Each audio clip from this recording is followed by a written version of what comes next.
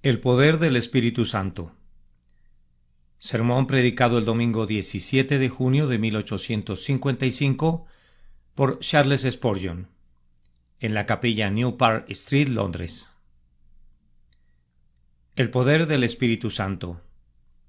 Romanos 15:13. El poder es una prerrogativa especial y propia de Dios y solo de Dios.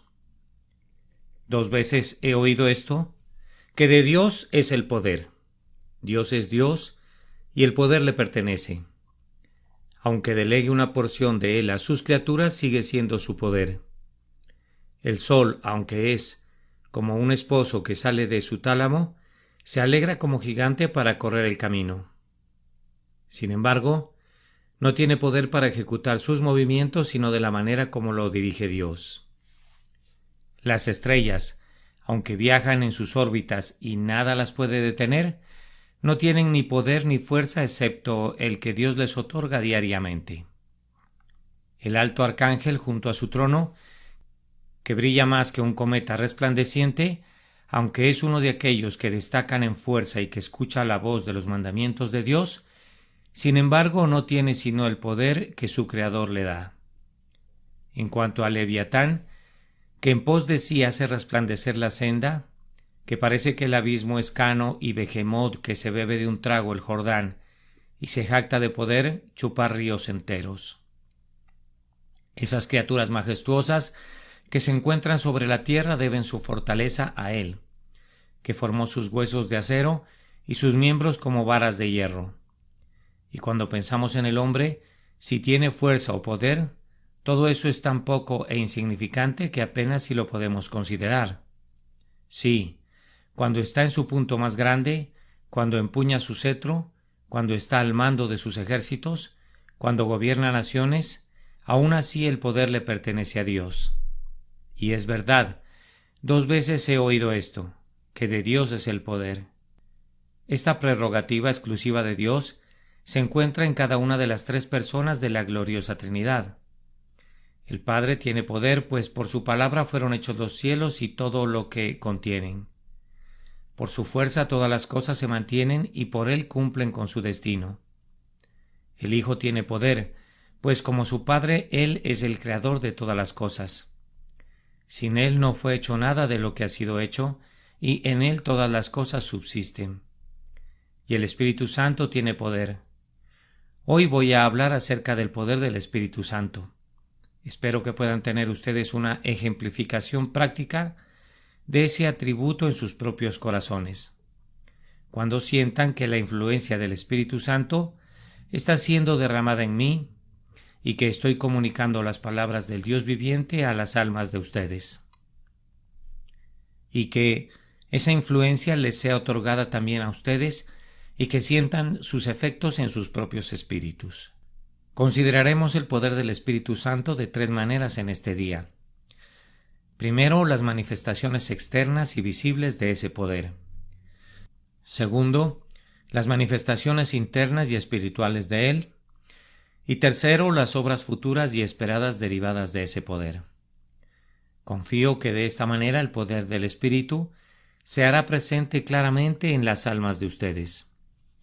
Primero, entonces, debemos ver el poder del Espíritu en sus manifestaciones externas y visibles. El poder del Espíritu no ha estado inactivo, ha estado trabajando.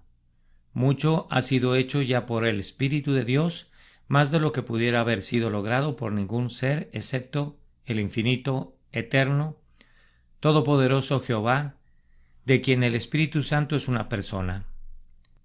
Hay 4 obras que son los signos externos y manifiestos del poder del Espíritu: las obras de creación, obras de resurrección, obras de testimonio y las obras de gracia. De cada una de estas obras hablaré brevemente. Primero, el Espíritu ha manifestado la omnipotencia de su poder en las obras de creación. Pues, aunque no se menciona frecuentemente en la Escritura, sin embargo algunas veces la creación es atribuida al Espíritu Santo, así como también al Padre y al Hijo. La creación de los cielos se nos dice que es la obra del Espíritu de Dios. Esto lo verán de inmediato en las Sagradas Escrituras. Job 26:13. Su espíritu adornó los cielos, su mano creó la serpiente tortuosa. Se dice que todas las estrellas del cielo fueron colocadas en lo alto por el espíritu, y una constelación particular llamada la serpiente tortuosa es señalada especialmente como el trabajo de sus manos. Él desata las ligaduras de Orión. Él ata con cadenas las dulces influencias de las Pléyades y guía a la Osa Mayor junto con sus hijos. Él hizo todas esas estrellas que brillan en el cielo. Los cielos fueron adornados por sus manos y él tomó a la serpiente tortuosa por su poder. Y así también muestra su poder en esos actos continuos de creación que todavía se realizan en el mundo. Como el crear al ser humano y a los animales, su nacimiento y generación. Estos también se le asignan al Espíritu Santo. Si ven en el Salmo 104, los versículos 29 y 30, leerán: escondes tu rostro, se turban, les quitas el hálito, dejan de ser y vuelven al polvo. Envías tu espíritu, son creados y renuevas la faz de la tierra. Así ven ustedes que la creación de todo hombre es la obra del espíritu y la creación de toda vida y toda carne. La existencia de este mundo se debe atribuir al poder del espíritu, así como también el primer adorno de los cielos o darle forma a la serpiente tortuosa. Y si ven en el primer capítulo del Génesis, allí notarán particularmente explicada esa peculiar obra de poder en el universo que fue llevada a cabo por el Espíritu Santo. Ustedes descubrirán entonces cuál fue su trabajo especial. En el versículo 2 del primer capítulo de Génesis leemos: y la tierra estaba desordenada y vacía, y las tinieblas estaban sobre la faz del abismo, y el Espíritu de Dios se movía sobre la faz de las aguas. No sabemos cuán remoto pueda ser el periodo de la creación de nuestra tierra. Ciertamente muchos millones de años antes del tiempo de Adán. Nuestro planeta ha pasado por varias etapas de existencia y diferentes clases de criaturas han vivido en su superficie, todas ellas creadas por Dios. Pero antes que esa era llegara, en la que el ser humano sería su habitante principal y monarca, el Creador entregó el mundo a la confusión. Permitió que los fuegos internos estallaran desde las profundidades y fundió toda la materia sólida de manera que toda clase de sustancias estaban mezcladas en una vasta masa de desorden. El único nombre que se podría dar al mundo de entonces es que era una caótica masa de materia. Como debió haber sido, no podrían ustedes adivinarlo o definirlo. La tierra estaba enteramente desordenada y vacía. Las tinieblas estaban sobre la faz del abismo y el Espíritu de Dios se movía sobre la faz de las aguas. Llegó el Espíritu y, extendiendo sus anchas alas, ordenó a las tinieblas que se dispersaran y, al volar él sobre la tierra, todas las diferentes porciones de materia se colocaron en sus lugares y ya no fue desordenada y vacía. Se volvió redonda como sus planetas hermanos y se puso en movimiento cantando elevadas alabanzas a Dios. No de manera discordante como lo había hecho antes, sino como una grandiosa nota en la vasta escala de la creación. Milton describe muy bellamente este trabajo del Espíritu que establece el orden donde hay confusión. Cuando el Rey de la Gloria en su poderosa palabra y Espíritu vino para crear nuevos mundos. Sobre el piso celestial se detuvieron y desde la orilla contemplaron el vasto inmesurable abismo, tempestuoso como un mar, sombrío, desolado, salvaje, conmocionado hasta el fondo por vientos furiosos, y por olas hinchadas como montañas, al asalto de las alturas del cielo para mezclar el polo con lo profundo. Silencio, ustedes olas perturbadoras, y tú, abismo, paz, dijo la palabra que todo crea. Pongan fin a sus discordias. Entonces sobre las aguas calmadas el Espíritu de Dios extendió sus alas creadoras, e infundió virtud vital y calor vital a través de toda la masa fluida. Esto, vean ustedes, es el poder del Espíritu. Si hubiéramos visto a esa tierra en toda su confusión, hubiéramos dicho: ¿quién puede hacer un mundo de todo esto? La respuesta hubiera sido: el poder del Espíritu lo puede hacer. Con solo extender sus alas como de paloma, Él puede hacer que todas las cosas se junten. Por ello, habrá orden en donde no había nada sino confusión. Y esto no es todo el poder del Espíritu. Hemos visto algunas de sus obras en la creación, pero hubo una instancia en particular de creación en la que el Espíritu Santo estuvo más especialmente ocupado, a saber, la formación del cuerpo de nuestro Señor Jesucristo. Aunque nuestro Señor Jesucristo nació de una mujer y fue hecho a semejanza de la carne pecadora, sin embargo el poder que lo engendró estuvo enteramente en Dios, el Espíritu Santo, como lo expresan las Escrituras. El poder del Altísimo te cubrirá con su sombra. Él fue concebido por el Espíritu Santo, como dice el credo de los apóstoles. Por lo cual también el santo ser que nacerá será llamado Hijo de Dios.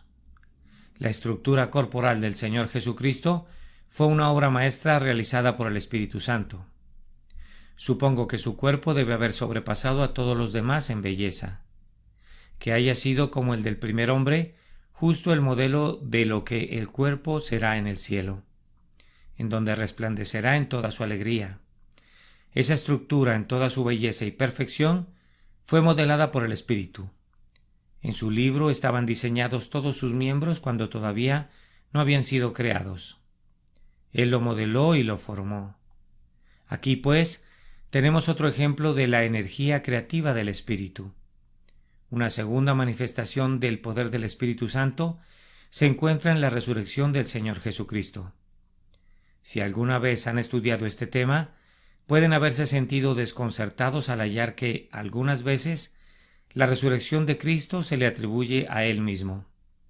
Por su propio poder y divinidad, Él no podía haber sido detenido por los lazos de la muerte, pero como Él voluntariamente entregó su vida, tenía poder para retomarla. En otra parte de la Escritura encontramos que la resurrección es atribuida a Dios, el Padre. Le levantó de los muertos. Exaltado por la diestra de Dios. Y así, otros muchos pasajes similares. Pero también se dice en la Escritura que Jesucristo fue levantado de entre los muertos por el Espíritu Santo. Ahora bien, todas esas cosas son ciertas. Él resucitó por el Padre porque el Padre dijo: suelten al prisionero, déjenlo ir. La justicia ha sido satisfecha, mi ley ya no requiere más satisfacción. La venganza ha recibido lo que le correspondía, déjenlo ir. Aquí dio él un mensaje oficial que liberó a Jesús de la tumba. Fue levantado por su propia majestad y poder porque él tenía el derecho de salir, y así lo sintió él y por ello rompió las ataduras de la muerte. Él ya no podía ser retenido por ellas. Pero él fue levantado por el Espíritu en cuanto a esa energía que recibió su cuerpo mortal, por la cual se levantó de nuevo después de haber permanecido en su tumba por 3 días y noches. Si quieren pruebas de esto, deben abrir otra vez su Biblia. Primera de Pedro, capítulo 3, versículo 18. Porque también Cristo padeció una sola vez por los pecados, el justo por los injustos, para llevarnos a Dios, siendo la verdad muerto en la carne, pero vivificado en espíritu. Y se puede encontrar otra pregunta en Romanos capítulo 8 y versículo 11. Me gusta citar los textos porque creo que es una gran falla de los cristianos no escudriñar las Escrituras lo suficiente, y yo haré que lo hagan cuando estén aquí, si es que no lo hacen en otros lugares. Y si el Espíritu de aquel que levantó de los muertos a Jesús mora en vosotros, el que levantó de los muertos a Cristo Jesús vivificará también vuestros cuerpos mortales por su Espíritu que mora en vosotros.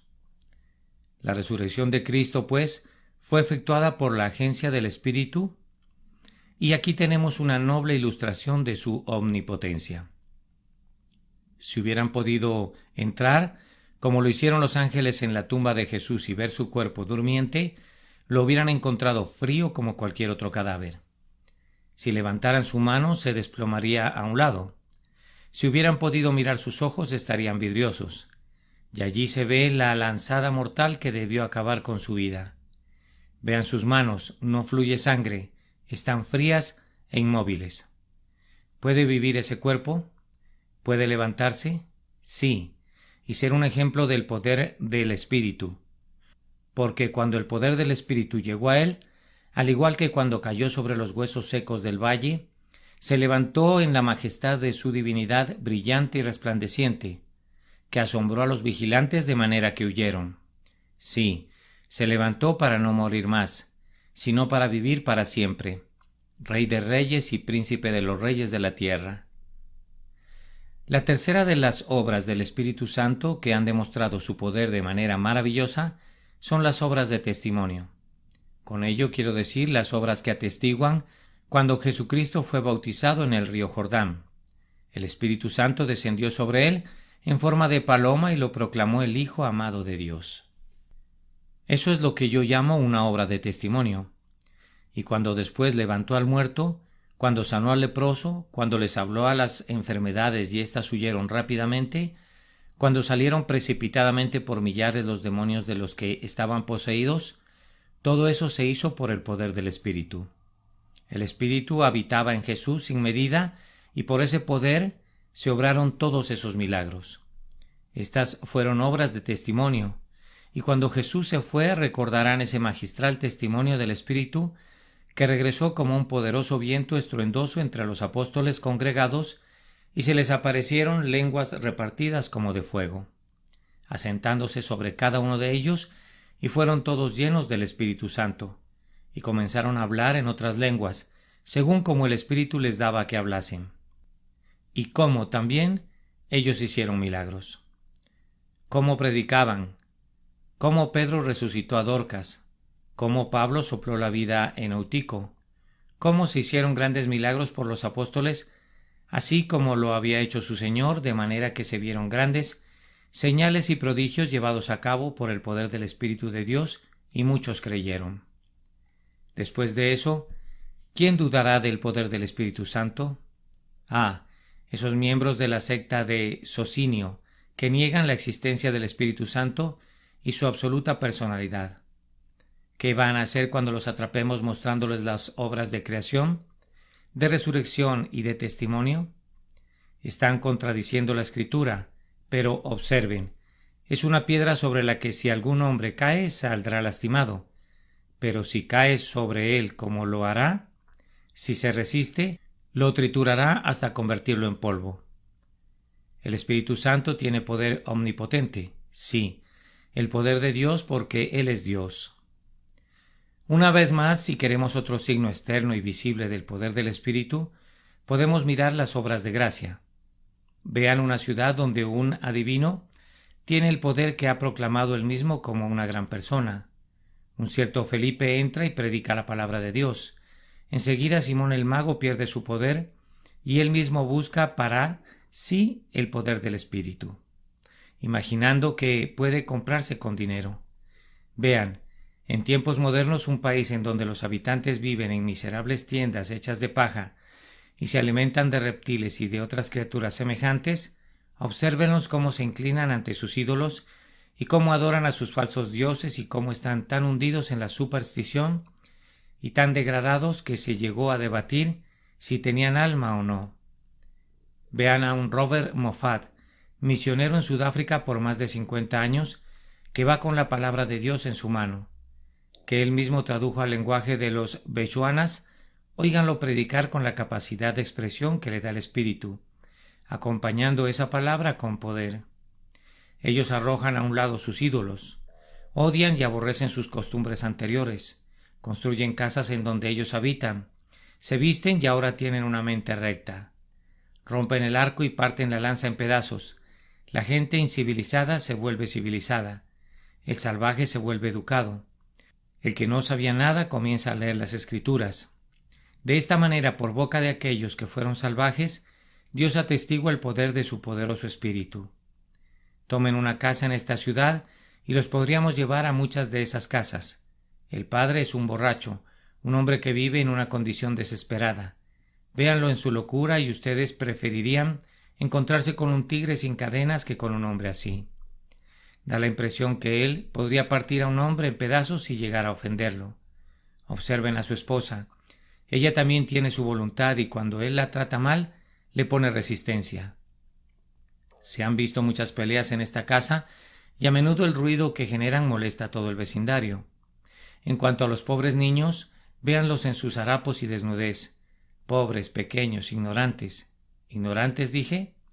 Están siendo instruidos y muy bien instruidos en la escuela del demonio y están creciendo para ser herederos de la condenación. Pero alguien a quien Dios ha bendecido por su espíritu es guiado a esa casa. Tal vez solo se trata de un humilde misionero de la ciudad, pero le habla a ese hombre. Oh, dice, ven y escucha la voz de Dios. Y ya sea por su propio mensaje o por la predicación del ministro, la palabra que es eficaz y poderosa corta el corazón del pecador. Las lágrimas corren por sus mejillas como nunca se había visto antes. Tiembla y se estremece. El hombre fuerte se inclina. El hombre poderoso tiembla y esas rodillas que nunca temblaron comienzan a tambalearse. Ese corazón que nunca se acobardó ahora comienza a temblar ante el poder del Espíritu. Se sienta en una humilde banca junto al penitente. Deja que sus rodillas se doblen mientras que sus labios pronuncian la oración de un niño. Pero aunque es la oración de un niño, es la oración de un hijo de Dios. Le cambia su carácter. Observen el cambio en su casa. Su mujer se vuelve una señora decente. Esos niños son el crédito de la casa y a su debido tiempo crecen como ramas de olivo alrededor de su mesa, adornando su casa como piedras preciosas. Si pasan por esa casa, no escucharán ruido de peleas, sino cánticos de Sión. Véanlo, no más orgías de borracho. Ha vaciado su última copa y ahora ha renunciado a lo anterior. Viene a Dios y es su siervo. Ahora ya no escucharán a la medianoche el grito de las bacanales, pero si se oyera un ruido, sería el sonido de un solemne himno de alabanza a Dios.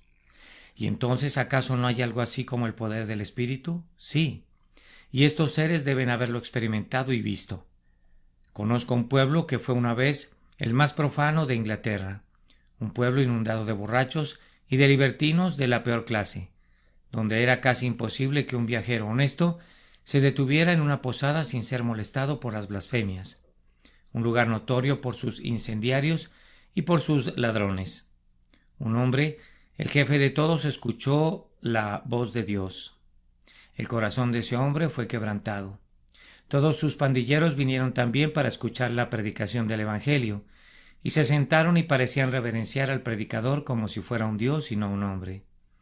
Estos hombres fueron cambiados y reformados, y todo aquel que conoce ese lugar afirma que un cambio así no hubiera podido ocurrir nunca, sino solo mediante el poder del Espíritu Santo. Dejen que se predique el Evangelio y que sea derramado el Espíritu, y verán que tiene un poder tal como para cambiar la conciencia, para mejorar la conducta, para levantar al degradado, para castigar y reprimir la maldad de la raza. Y ustedes deben gloriarse en eso. Digo, nada hay como el poder del Espíritu. Tan solo déjenlo entrar y seguramente todo puede lograrse. Ahora, el segundo punto. El poder interior y espiritual del Espíritu Santo. Lo que ya he mencionado puede ser visto. De lo que estoy a punto de hablar debe ser sentido, y ningún hombre entenderá verdaderamente lo que digo a menos que lo sienta.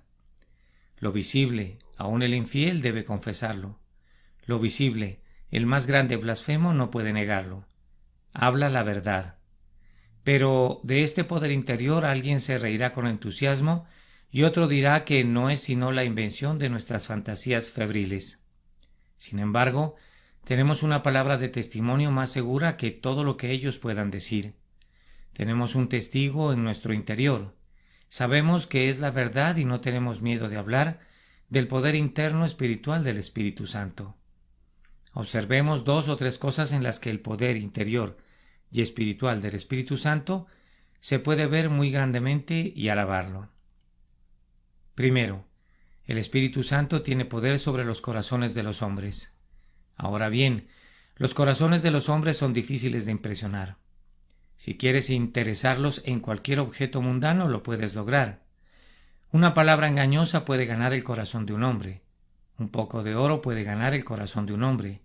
Un poco de fama y un poco del clamor del aplauso puede ganar el corazón de un hombre. Pero no hay ningún ministro que respire que pueda ganar el corazón de un hombre por sí mismo. Puede ganar sus oídos y hacer que lo escuchen. Puede ganar sus ojos y hacer que se fijen en él. Puede ganar la atención, pero el corazón es muy resbaloso. Sí, el corazón es un pez que no se deja atrapar por los pecadores del Evangelio. Pueden algunas veces jalarlo casi fuera del agua, pero viscoso como una anguila, se resbala entre sus dedos. Y después de todo, no lo capturan. Muchos hombres se han imaginado que han capturado el corazón, pero se han desengañado. Se necesita un hábil cazador para atrapar al ciervo en las montañas. Es demasiado rápido para que el pie humano pueda acercársele. Solo el Espíritu tiene el poder sobre el corazón del hombre. ¿Alguna vez han probado ustedes su poder en un corazón? Si un hombre piensa que un ministro puede convertir el alma, me gustaría que lo intentara. Déjenlo que vaya y sea un maestro de la escuela dominical.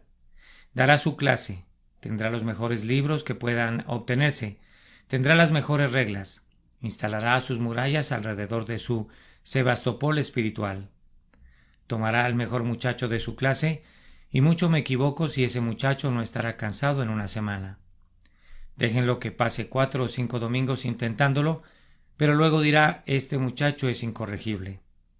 Déjenlo intentar con otro, y tendrá que intentar con otro y otro y otro, antes de que pueda ser capaz de convertir a uno.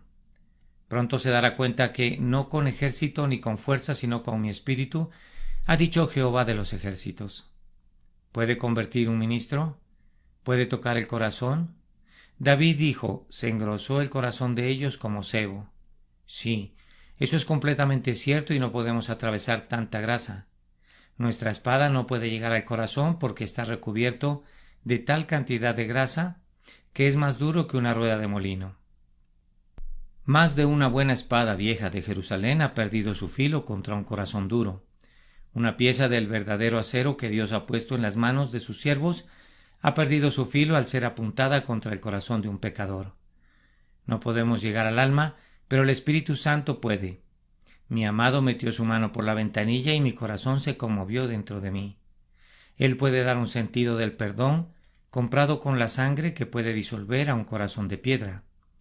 Él puede hablar con esa voz que despierta a los muertos, y que ordena levantarse al pecador, y que hace que la conciencia culpable tema la muerte que nunca muere. Él puede hacer que se oigan los truenos del Sinaí. Sí, Él puede hacer que los dulces susurros del Calvario entren en el alma. Él tiene poder sobre el corazón del hombre, y la prueba gloriosa de la omnipotencia del Espíritu es que Él tiene dominio sobre el corazón. Pero hay una cosa más cerca que el corazón, es la voluntad. Mi señor obstinado, como Bunyan la llama en su libro La Guerra Santa, es un individuo que no puede ser fácilmente doblegado.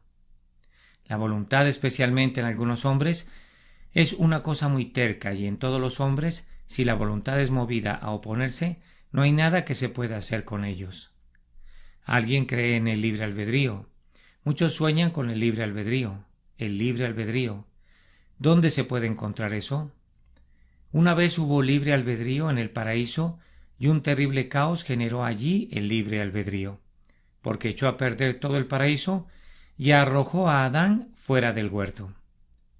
Una vez hubo libre albedrío en el cielo, pero arrojó fuera el glorioso arcángel, y una tercera parte de las estrellas del cielo cayó en el abismo. Yo no quiero tener nada que ver con el libre albedrío, pero trataré de ver si tengo libre albedrío dentro de mí. Y encuentro que lo tengo, verdadero libre albedrío para el mal, pero muy pobre albedrío para lo que es bueno. Suficiente libre albedrío cuando peco, pero cuando quiero hacer el bien, el mal está presente en mí, y ¿cómo hacer lo que quisiera? No lo puedo descubrir. Sin embargo, algunos presumen de este libre albedrío. Me pregunto si aquellos que creen en él tienen algún poder mayor sobre las voluntades de las personas del que yo tengo. Yo sé que yo no tengo ninguno. Encuentro que el viejo proverbio es muy cierto. Un hombre puede llevar un caballo al agua, pero 100 hombres no pueden hacer que beba. Encuentro que yo puedo llevar a todos ustedes al agua y a muchos más de los que pueden caber en esta capilla, pero yo no los puedo hacer beber, y no creo que ni 100 ministros puedan hacerlos beber a ustedes. He leído a Rowland Hill, Whitefield y a otros muchos para ver qué hicieron ellos. pero no puedo descubrir un plan para cambiar las voluntades de ustedes. No puedo persuadirlos, y ustedes no cederán de ninguna manera. No creo que ningún hombre tenga poder sobre la voluntad de su compañero, pero el Espíritu de Dios sí lo tiene. Los haré dispuestos en el día de mi poder. Hace que el pecador que no tiene voluntad quiera de tal manera que va impetuosamente tras el Evangelio. El que era obstinado ahora se apresura hacia la cruz. El que se reía de Jesús ahora se aferra a su misericordia. Y el que no quería creer ahora es llevado a creer por el Espíritu Santo, no solo con gusto sino ansiosamente. Es feliz, está contento de hacerlo. Se regocija con el sonido del nombre de Jesús y se deleita en correr por el camino de los mandamientos de Dios. El Espíritu Santo tiene poder sobre la voluntad. Y sin embargo creo que hay algo que es peor que la voluntad. Podrán imaginar a qué me refiero. La voluntad es algo más difícil de doblegar que el corazón. Pero hay una cosa que excede a la voluntad en su maldad y es la imaginación. Espero que mi voluntad esté dirigida por la gracia divina, pero me temo que en ocasiones mi imaginación no lo está. Aquellos que tienen mucha imaginación saben qué cosa tan difícil es de controlar. No la pueden refrenar. Romperá las riendas. Nunca serán capaces de dominarla. La imaginación a veces volará hacia Dios con tal poder que las alas de águila no pueden igualarla. A veces tiene tal poder que casi puede ver al rey en su belleza y la tierra distante. En lo que a mí respecta, mi imaginación me lleva a veces sobre las puertas de hierro, a través de ese infinito desconocido, hasta las propias puertas de perlas y descubrir al bendito glorificado. Pero si es potente en un sentido, también lo es en otro, pues también mi imaginación me ha hecho descender a los más viles escondrijos y cloacas de la tierra. Me ha traído pensamientos tan horribles que a pesar de no poder evitarlos, he estado completamente aterrorizado por ellos. Estos pensamientos vendrán y cuando me siento en mi marco más santo, más devoto hacia Dios y más fervoroso en mi oración, a menudo sucede que es el preciso momento que estalla la plaga en su peor forma. Pero me gozo y pienso una cosa, que puedo clamar cuando esta imaginación viene a mí. Yo sé que se dice en el libro de Levítico que cuando se cometía un acto de maldad, si la muchacha clamaba contra él, entonces salvaba su vida. Así sucede con el cristiano. Si clama, hay esperanza. ¿Pueden encadenar la imaginación? No, pero el poder del Espíritu Santo sí puede. Lo hará y ciertamente termina haciéndolo. Lo hace aún aquí en la tierra. Pero la última cosa es el futuro y los efectos deseados. Porque después de todo, aunque el Espíritu Santo ha hecho tanto, no puede decir todavía consumado es. Jesucristo pudo exclamar en lo que concierne a su propia labor, consumado es, pero el Espíritu Santo no puede decir eso. Tiene todavía más que hacer. Y hasta la consumación de todas las cosas, cuando el propio Hijo llegue a ser sujeto al Padre, el Espíritu Santo no dirá consumado es. ¿Qué es lo que tiene que hacer el Espíritu Santo? Primero, tiene que perfeccionarnos en la santidad. Hay dos clases de perfección que un cristiano necesita. Una es la perfección de la justificación en la persona de Jesús, y la otra es la perfección de la santificación obrada en él por el Espíritu Santo. Por el momento, la corrupción todavía descansa en los pechos de los regenerados. Actualmente, el corazón es parcialmente impuro. Todavía tenemos lujurias e imaginaciones malvadas. Pero, mi alma se regocija al saber que viene el día cuando Dios terminará el trabajo que ha iniciado y presentará mi alma, no solamente perfecta en Cristo, sino perfecta en el Espíritu, sin mancha o defecto, o nada parecido. ¿Y es verdad que este pobre corazón depravado llega a ser tan santo como el de Dios? ¿Y este pobre espíritu que a menudo exclama: «Miserable de mí! ¿Quién me librará de este cuerpo de pecado y de muerte?» Este mismo pobre espíritu será libre del pecado y de la muerte. Y ya no oiré cosas malas que perturben mis oídos, y no tendré pensamientos impuros que perturben mi paz. Oh, feliz hora, que se apresure, justo antes de que yo muera. Se habrá terminado la santificación, pero hasta ese momento no puedo tener la perfección en mí mismo. Pero en ese momento, cuando parta mi espíritu, tendrá su último bautismo en el fuego del Espíritu Santo. Será puesto en el crisol para su última prueba en el horno, y entonces, libre de toda escoria y fino como una barra de oro puro, será presentado a los pies de Dios sin el mínimo grado de escoria o mezcla. Oh hora gloriosa, oh momento bendito. Pienso que deseo morir aunque no hubiera un cielo, si tan solo pudiera tener esa última purificación y salir de la corriente del río Jordán totalmente limpio después de ser lavado. Oh, ser lavado y quedar blanco, limpio, puro, perfecto. Ni un ángel será más puro de lo que yo seré. Sí, ni Dios mismo será más santo. Seré capaz de decir en un sentido doble: Gran Dios, soy limpio por medio de la sangre de Jesús, soy limpio, y a través de la obra del Espíritu también soy limpio. ¿No debemos ensalzar el poder del Espíritu Santo, que nos hace aptos para estar ante nuestro Padre en el cielo? Otra gran obra del Espíritu Santo que no está cumplida todavía es la de traer la gloria del último día. En unos cuantos años, no sé cuándo, no sé cómo, el Espíritu Santo será derramado en una forma muy diferente que en el presente. Hay diversidades de operaciones y durante los últimos años ha sido el caso que las operaciones diversificadas han consistido en muy poco derramamiento del Espíritu.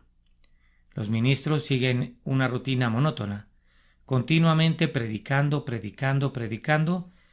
y poco bien se ha hecho.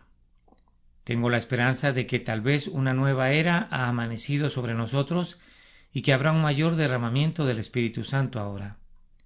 Porque llega la hora, y puede ser justo ahora, cuando el Espíritu Santo será derramado otra vez, de una manera tan maravillosa que muchos correrán de un lado a otro y se incrementará el conocimiento.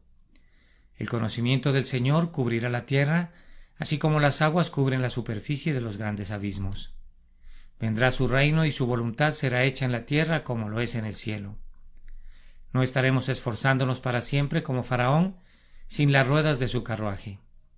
Mi corazón se alegra y mis ojos brillan con el pensamiento de que muy probablemente viviré para ver cómo se vierte así el Espíritu cuando los hijos y las hijas de Dios otra vez profetizarán, y los jóvenes verán visiones y los ancianos soñarán sueños. Tal vez no habrá dones milagrosos porque no serán requeridos, pero sin embargo habrá tal cantidad milagrosa de santidad, tal extraordinario fervor de oración, tal real comunión con Dios y tanta religión vital y tanta difusión de las doctrinas de la cruz, que todo mundo verá que verdaderamente el Espíritu es derramado como agua y las lluvias descienden de arriba. Oremos por eso, laboremos continuamente por eso y busquémoslo de Dios. Otra obra más del Espíritu, que manifestará de manera especial su poder, será la resurrección general. Tenemos razón para creer por la Escritura que la resurrección de los muertos, aunque será efectuada por la voz de Dios y de su palabra, el Hijo, también será efectuada por el Espíritu. Ese mismo poder que levantó a Jesucristo de entre los muertos también vivificará los cuerpos mortales. El poder de la resurrección es tal vez una de las mejores pruebas de las obras del Espíritu. Ah, mis amigos, si pudiéramos desprender el manto de esta tierra por un momento, si el verde césped pudiera cortarse y pudiéramos ver 2 metros abajo en sus profundidades, ¿qué mundo aparecería? ¿Qué veríamos? Huesos, esqueletos, podredumbre, gusanos, corrupción. Y ustedes dirían: ¿vivirán estos huesos secos? ¿Se pueden levantar?